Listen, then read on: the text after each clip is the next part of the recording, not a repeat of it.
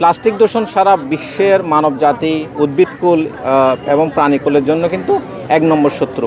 তো এইটা অনুধাবন করে বিদ্যানন্দ ফাউন্ডেশন এই 2022 সাল থেকে এই প্লাস্টিক দূষণের বিরুদ্ধে আমরা কিছু কর্মসূচি নিয়েছি এবং বাংলাদেশে কক্সবাজার এবং সেন্ট মার্টিন উপকূল হচ্ছে সবচেয়ে এই ভালনারেবল একটি এরিয়া।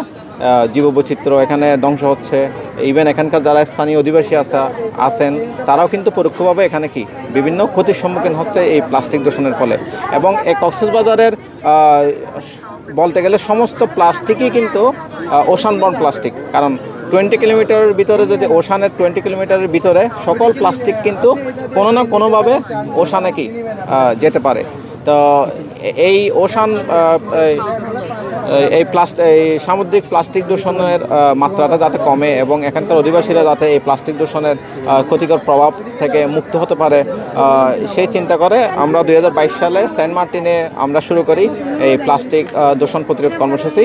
এবং এখানে আমরা কি করি, একটি ক্রিয়েটিভ একটি আইডিয়া দিই, প্লাস্টিক এক্সচেঞ্জ স্টোর। কারণ মানুষ কিন্তু মাইক্রোপ্লাস্টিক, ন্যানো প্লাস্টিক, এই মায়ের দুধে প্লাস্টিক, কিন্তু খাদ্য শৃঙ্খলা প্লাস্টিক, এগুলো কিন্তু আমাদের সাধারণ মানুষজন এত কিছু বুঝতে চায় না।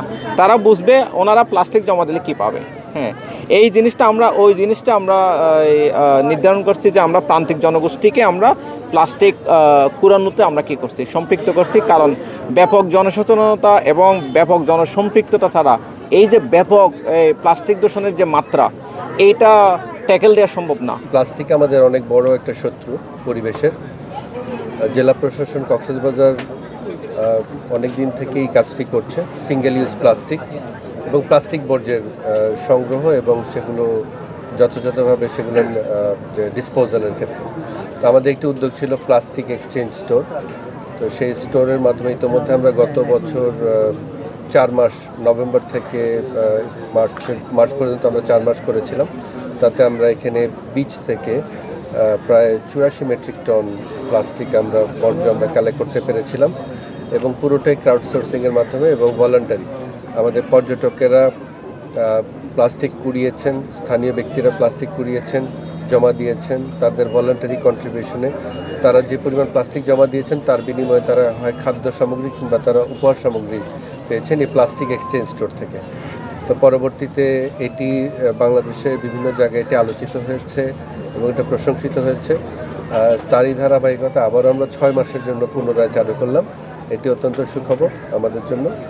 সরকারের দৃষ্টি আকর্ষণ করেছে, বিশেষ করে পরিবেশ, বন ও জলবায়ু পরিবর্তন মন্ত্রণালয়ের মাননীয় উপদেষ্টা মহোদয় আমাদেরকে উৎসাহ দিয়েছেন। এছাড়া বিভিন্ন মন্ত্রণালয়ের আমাদের মাননীয় উপদেষ্টা মহোদয়গণ আমাদেরকে উৎসাহ দিয়েছেন এবং এই বিষয়ে নির্দেশনা দিয়েছেন। তো আমরা আশা করছি যে এই বছর যে 6 মাস যেটি চলবে, এই 6 মাস চললে আমাদের একটি ভালো পরিমাণ কালেকশন হবে এবং আমরা গতবারের থেকে বেশি সংখ্যক স্পটে আমরা এই প্লাস্টিক এক্সচেঞ্জ স্টোরটি পরিচালনা করব।